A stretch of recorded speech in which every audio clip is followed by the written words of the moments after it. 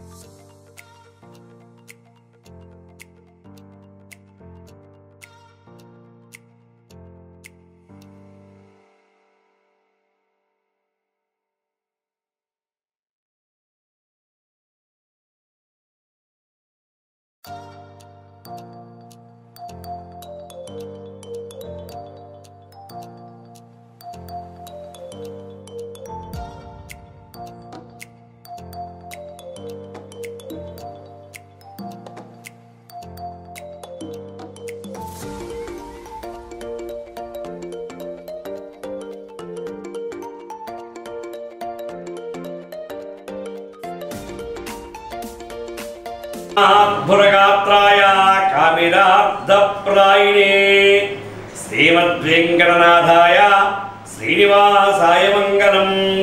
జై శ్రీమన్నారాయణ.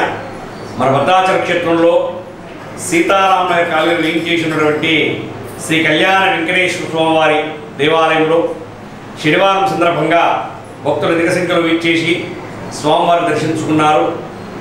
మరి ఈ నెల సెప్టెంబర్ 2వ శనివారం మరి ఈ రోజున స్వామివారి మాస కళ్యాణ మహోత్సవం అత్యంత వైభవపేతంగా జరిగింది. భక్తులందరూ కూడా అధిక సంఖ్యలో వీచేసి స్వామివారి కళ్యాణాన్ని తిలకించి తీర్థప్రసాదాలు స్వీకరించారు. మరి ఈ సెప్టెంబర్ నెలలో స్వామివారికి కృష్ణాష్టమి వేడుకలు జరగనున్నవి. మరి మొన్ననే కదండి కృష్ణాష్టమి వేడుకలు మనం జరుపుకున్నాము అని చెప్పని కొంతమంది భక్తులు అడుగుతున్నారు. అయితే 2 సంవత్సరాలకు ఒక మారు ఈ విధంగా కృష్ణాష్టమి శ్రావణ మాసంలో కాకుండా భాద్రపద మాసంలో వస్తుంది. ఎందుకోసం వస్తుందయ్యా అంటే ఇప్పుడు మనకు తెలుగు నెలలో జనవరి, ఫిబ్రవరి, మార్చి అని ఎట్లా ఉంటుంది, చైత్ర వైశాఖ మాసంలో ఉన్నట్టుగానే మేషం, వృషభం, మిథునం, కర్కాటకం చెప్పని ఇవి కూడా మాసాలే.